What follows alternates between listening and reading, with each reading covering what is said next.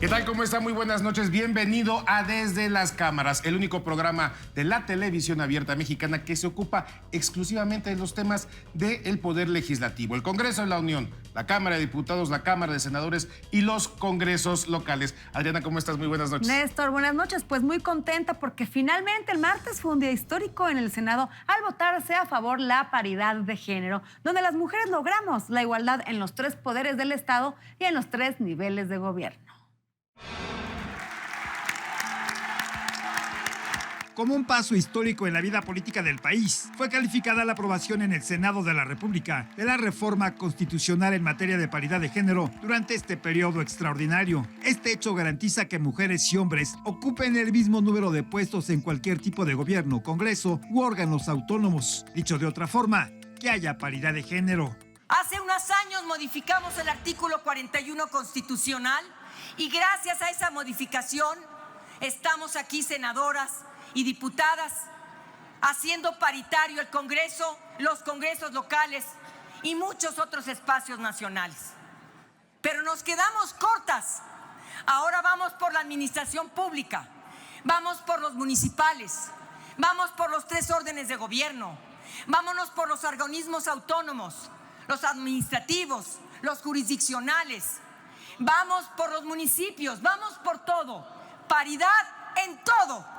La reforma fue aprobada por el voto unánime de 120 legisladores. Hoy, a partir de esta reforma, las entidades federativas, el Gabinete Federal, tendrá la mitad en sus órganos, en sus secretarías y en todo lo que aquí dispongamos, el 50% de la participación administrativa de mujeres y, por supuesto, de hombres. Estoy plenamente convencida de que no puede haber una sociedad democrática mientras persista la desigualdad y la discriminación de la mujer. Pero no basta que la igualdad de la que hoy estamos hablando se incluya solamente en la norma fundamental, sino que es necesario que se lleve a cabo en los hechos. Y en este aspecto tenemos mucho que trabajar. Los grupos parlamentarios acordaron retirar todas las reservas para que la reforma saliera por consenso. Y en esta histórica sesión también se reconocieron los derechos de las personas trabajadoras del hogar al aprobarse reformas a diversas disposiciones de la Ley Federal del Trabajo y la Ley del Seguro Social. Enhorabuena. Durante la sesión extraordinaria de este martes, el Senado de la República aprobó la reforma en materia de trabajadoras y trabajadores del hogar. La aprobación fue unánime, 117 votos a favor y 0 en contra. Reconoce y garantiza todos los derechos laborales como cualquier otro empleo formal, tales como el contrato por escrito, horarios de trabajo, días de descanso pagado, vacaciones pagadas, prima vacacional y el aguinaldo. Se establece en la ley del derecho a recibir seguridad social, es decir, que las personas trabajadoras del hogar estén afiliadas al IMSS y que contarán con todos los derechos y las prestaciones que dicho instituto otorga, como el servicio de salud, incapacidad, pensiones, guarderías y demás servicios en los que gozan los afiliados y beneficiarios. Se establecen las modificaciones legales que el trabajo del hogar deberá fijarse mediante contrato por escrito de conformidad con la legislación nacional o convenios colectivos. El contrato también deberá especificar el nombre y apellido de la persona empleadora y de la persona trabajadora del hogar, así como la remuneración, el método de cálculo de la misma, la periodicidad de los pagos, las vacaciones anuales pagadas y los periodos de descanso diario y semanal. Se fijan jornadas máximas de 8 horas de trabajo y cuando se excedan deberán ser consideradas como tiempo extra. También debe de contemplar lo relativo al suministro de alimentos y alojamiento cuando proceda, entre otras prestaciones. Además, se prohíbe la contratación para el trabajo del hogar de adolescentes menores de 15 años. Es de señalar los cambios relativos a los derechos de las trabajadoras adolescentes mayores de 15 años que trabajen de tiempo completo en un hogar. Si pernoctan en el mismo lugar que el patrón, deberá haber un espacio digno para ellas, un espacio seguro, un espacio que no ponga en riesgo su integridad, su dignidad y su seguridad. Creo que hay mucho todavía que discutir, pero finalmente el llamado a la voluntad a hacer de este país, que es uno de los países más desiguales del mundo, hacerlo caminar en mayor igualdad de oportunidades y de trato para todas y todos, pero sobre todo para este sector de trabajadoras. Y bueno, Adriana, ayer la mayoría de los congresos locales ya votaron la reforma educativa y bueno, con eso ya se hizo la declaratoria de constitucionalidad de esta reforma. Faltan las leyes secundarias y bueno, esperemos que no se le abra la puerta a que la CENTE o el sindicato puedan una vez más, traficar con las plazas de los maestros. Néstor, y la vicecoordinadora de la bancada de Morena, Tatiana Cloutier, declaró que urge definir una agenda ambiental. Hablando de una fuente de impulso a la agenda ambiental, meditando sobre cómo vamos a desarrollar e implementar energías renovables, cómo vamos a luchar contra el cambio climático, qué tratamiento y qué regulación requerimos en el ámbito federal como en los ámbitos locales. ¿Y qué le parece si vemos ahora la entrevista que nos preparó para esta semana nuestro compañero periodista Víctor Sánchez Baños? Los seres humanos tiramos a la basura y sobre todo al mar millones de toneladas de plásticos diariamente. Esto implica una contaminación brutal porque muchos de estos productos son difíciles de degradar en 100 años, cuando menos. Otros duran más de un milenio. Pero, ¿qué es lo que estamos haciendo los mexicanos para poder evitar tal contaminación? De esto vamos a platicar con el senador Eduardo Murat, quien es presidente de la Comisión de Medio Ambiente del Senado de la República. El problema es una crisis.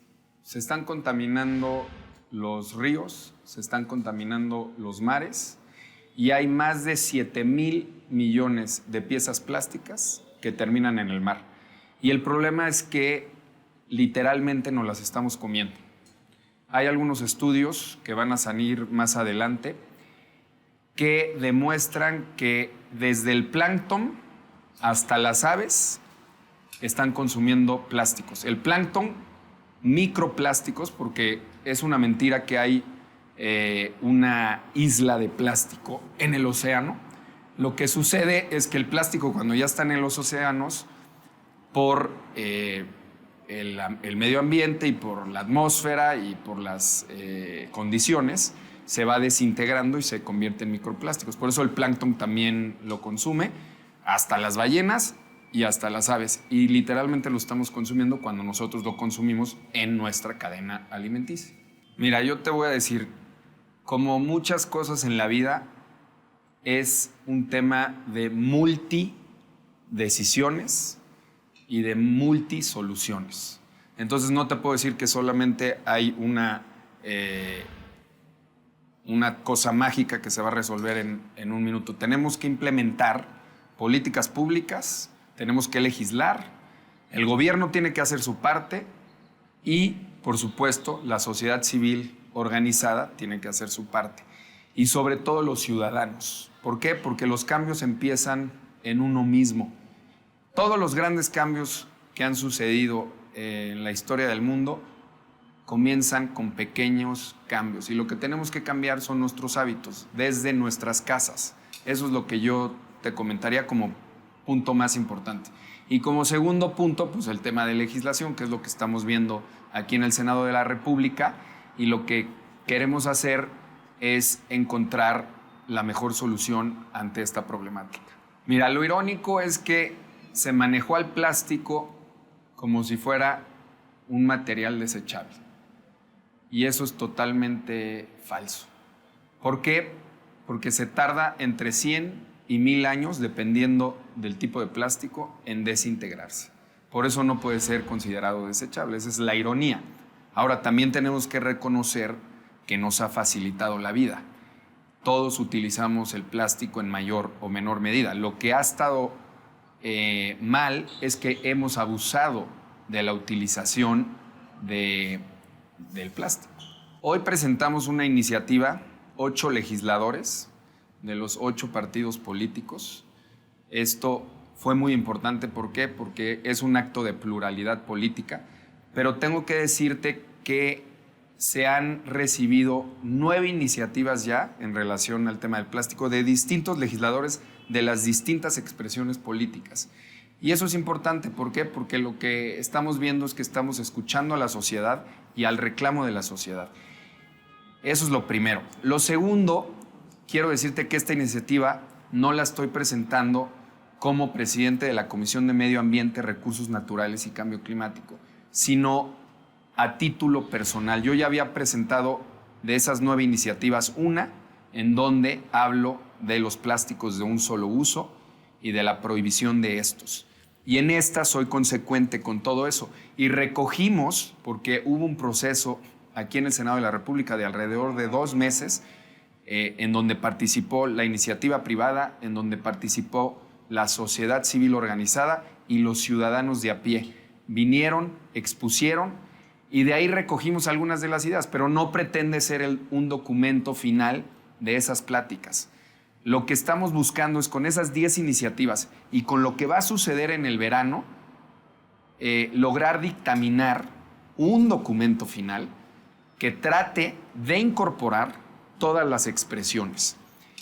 Y sí te quiero decir una cosa, los 2 meses fueron importantes y estos 8 legisladores que te platico, que son del PRI, del PAN, del PRD, de Movimiento Ciudadano, del PES, del PT y de Morena, todos entendemos la problemática y todos queremos encontrar una solución y se están incorporando temas novedosos como la economía circular, como la responsabilidad compartida y la responsabilidad extendida, la educación ambiental, que de ahí parte todo, y sobre todo estamos buscando que haya un mejor etiquetado para que los consumidores como tú y como yo podamos tomar mejores decisiones cuando consumimos estos productos.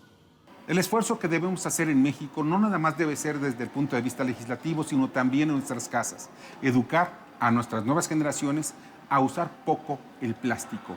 Hemos visto en redes sociales infinidad de videos en donde los animales sufren por la cantidad de plástico que traemos los seres humanos al mar. Es fundamental que nos eduquemos y también en un marco jurídico en el cual logremos avanzar en materia ecológica. Es para el bien de 130 millones de mexicanos y el resto del planeta. Gracias, Víctor. Y ahora vamos con nuestra experta en temas financieros, por supuesto, con Alicia Salgado.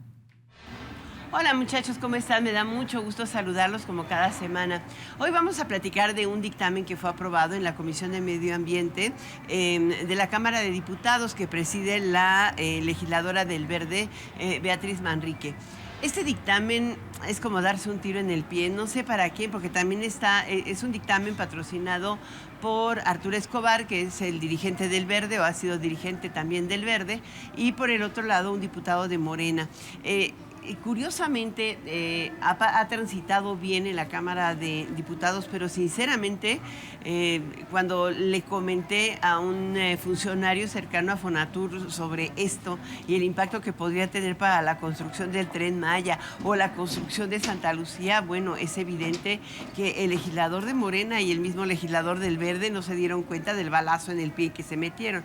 Fíjese usted nada más, entre los 5 puntos fundamentales de este dictamen, uno está en que elimina como autoridad para ratificar que efectivamente hay daño ambiental por la acción de una empresa, de una persona moral en algún lugar de la República, pues se elimina el dictamen de la Profepa, la Procuraduría Federal de Protección al Medio Ambiente. Ahora, en el caso de, esto es el primer paso. El segundo paso es que hoy en la Ley de Recursos Naturales se dice que para que haya una denuncia colectiva de daño ambiental deben reunirse al menos 30 personas que muestren que han sido afectadas por la acción de una empresa o un individuo sobre el medio ambiente y su entorno. Y resulta que ahora lo están bajando a 15 personas. O sea, de por sí 30 y ahora 15. No van acompañados de Profepa. La otra es que ahora no tienen que cualquier autoridad municipal, ya sea un cabildo o el presidente municipal o un consejo ciudadano o cualquier estado de la República puede argumentar daño en cualquier momento y sin que medie prueba alguna de la instancia federal. O sea, anulan a la Semarnat y a todas sus instancias de inspección y vigilancia.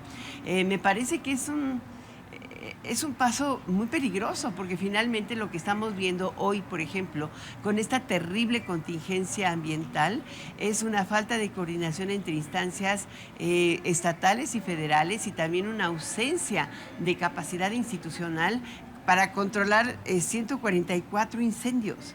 O sea, tú puedes imaginarte por qué no tuvimos un control de esto en el tiempo previo a la sequía, porque sencillamente se eliminó el programa de acción temporal, el programa de empleo temporal, y pues no había a quién contratar ni recursos para hacerlo, para limpiar la maleza, digamos, de los bosques, y en esta temporada de secas es muy probable el incendio.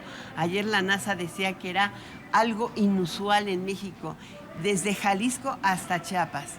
Y bueno, que los campesinos se van a quejar y van a armar todo una declaración de afectación y daño ambiental contra la Semarnat porque no puso a tiempo la acción. O sea, ¿quién va a iniciar una acción colectiva? ¿15 personas?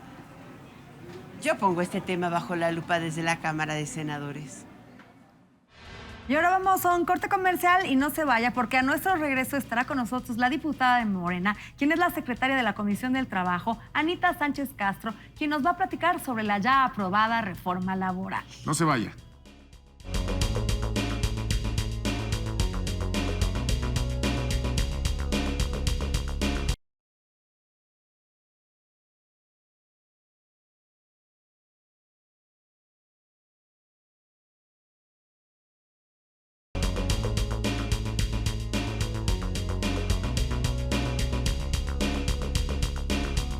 Y esta noche nos acompaña aquí en el estudio de Desde las Cámaras la diputada Anita Sánchez Castro, quien es secretaria de la Comisión de Reforma Laboral, y nos acompaña esta noche pues para hablar del tema. Platícanos un poco, es un cambio histórico, es un cambio radical.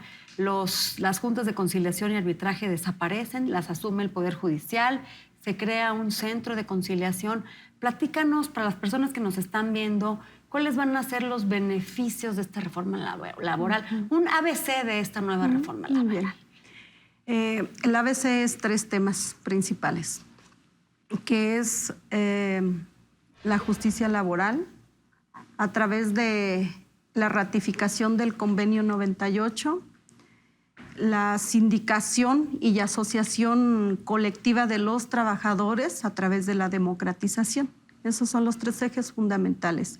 Pero sobre todo no perder desde el punto de vista de justicia, que va encaminada a lo que es a la justicia laboral, que es lo que tú comentas, de ir implementando lo que son este sistema a través de los centros de conciliación, a través del registro como tal, un centro de registro, y obviamente también los tribunales laborales. En este cambio, la Secretaría del Trabajo, diputada, deja de ser la responsable de la toma de nota de los sindicatos. Esto pretende, digamos, como despolitizar y hacer mucho más técnico lo que es el registro de las asociaciones sindicales. Sobre todo a través del registro. Más que nada, anteriormente, bueno, ahorita en este momento está en un proceso, digamos, de transición, lo que son tanto las juntas como la misma Secretaría del Trabajo, Previsión Social, para ir limpiando lo que es todo ese esquema anterior en el cual las tomas de notas se las daban, pues obviamente lo que ya sabemos, o sea, tenían injerencia, por ejemplo, los servidores públicos, llámense desde el Estado, desde las mismas juntas, el mismo presidente, por ejemplo. Entonces, con esta reforma laboral cambia completamente el esquema. Se hace a través de esos registros precisamente para las asociaciones o agrupaciones sindicales. Deja de ser, digamos, discrecional. Exactamente. Sí. Y en la parte, digamos, de lo que es la democracia sindical, se vuelve muy importante que una empresa o una dependencia puede tener distintos sindicatos, si no me equivoco, y además se establece el mecanismo de la votación secreta para garantizar que no haya hostigamiento y haya libertad de parte de los trabajadores para elegir a sus dirigentes. No, o sea, tanto como las empresas, por así decirlo, las que ya tienen su sindicato, que son mayoritario, lo conservan si los trabajadores aquí quieren. ¿sí? La directiva lo van a poder elegir ellos, los trabajadores, cosa que anteriormente no sucedía de esta manera. La directiva eran en acuerdos a escondidas con las empresas. Con las empresas y el mismo gobierno. Entonces, con la reforma laboral cambia lo que es el esquema. En este sentido, los trabajadores, a través de la ratificación del convenio 98, del voto libre, personal y secreto, entonces los trabajadores toman la decisión de elegir a su mesa directiva, pero sobre todo bajo urnas, bajo una supervisión estricta, donde no se den esos mecanismos de que se hagan esos acuerdos de detrás. Y además el hostigamiento de los trabajadores, ¿no, Adriana? Que, pues, como eran asambleas a mano alzada, veían quiénes eran los que opinaban distinto, los que se oponían al dirigente, los hostigaban y por eso, pues, había muchos que se han eternizado en el liderazgo sindical, no necesariamente para beneficio de los trabajadores. Sindical. Sí, la imposición. Otra de las cosas que a veces confunden los trabajadores relativo a lo que usted comentó, en el sentido de una empresa, puede tener varios sindicatos, porque los trabajadores en esta reforma laboral les da precisamente esa libertad de asociación colectiva para poder ellos formar un sindicato. Pero que no se confunda que el sindicato mayoritario es el que va a gozar de esa prerrogativa del contrato colectivo de trabajadores. Eso es lo que marca la diferencia. Diputada, tenemos varios emails aquí en la producción, donde nos preguntan cuál es el beneficio, así como en términos muy simples, ¿cuál sería el beneficio de los trabajadores que nos están viendo hoy en este programa? Sobre todo la justicia laboral. La justicia laboral va encaminada a lo que comentamos, a estos centros de conciliación, a estos tribunales laborales, a este registro, pero lo más importante de esto, hablando de justicia laboral, es que sus derechos laborales están garantizados. Entonces, aquí los trabajadores tienen que empaparse de la reforma laboral, tienen que conocerla porque cambia completamente el esquema del anterior. Entonces, para que ellos puedan llegar a ser un contrato colectivo de trabajadores, porque anteriormente en un contrato colectivo de trabajadores únicamente participaba la mesa directiva. Con esta reforma laboral participan también los trabajadores en el contrato colectivo de trabajadores. Entonces, ellos al involucrarse en este tema, obviamente que tienen que conocer la nueva reforma laboral para que ellos puedan ser propositivos en ese contrato. Bueno, diputada, nos tenemos que ir. Nada más una pregunta rapidita, cortita y concreta. ¿Va a costar mucho dinero el cambiar el esquema, digamos, físico que va a dar esta reforma, el nuevo organismo, los tribunales laborales? ¿Va a costar mucho dinero o se va a poder hacer con lo que hay? No, de hecho, hay un presupuesto aprobado para el siguiente año para que empiecen a operar ya como tal este organismo, con autonomía propia, obviamente, con recurso propio, patrimonio propio. Entonces, este recurso ya está autorizado como tal. Obviamente no se va a poder hacer de la noche a la mañana porque estamos hablando de 47 mil millones de pesos para toda la República Mexicana. Entonces se va a ir haciendo por pausas, se va a empezar sobre todo por aquellos estados que tengan menos problemas en los juicios laborales. Muy bien. Así es. Muy bien. Diputada Anita Sánchez Castro, pues muchas gracias por estar con nosotros, sin duda por la relevancia del tema. Es un tema que daría para muchos programas. Te estaremos invitando para seguir comentando puntos y, dudas de los televidentes respecto a esta nueva reforma laboral ya aprobada y publicada en el Diario Oficial de la Federación. Pues, se nos acabó el tiempo, Néstor. Bueno, diputada, muchas gracias. Pues gracias a ustedes. Y bueno, yo los invito a ustedes a que, por favor, vuelvan a ver desde las cámaras, vuelvan a estar con nosotros el próximo jueves a las 11:30 de la noche en el único programa que, Adrianita, pone bajo la lupa el quehacer legislativo. Néstor, buenas noches. Nos vemos próximo jueves, 11:30 de la noche. Buenas noches.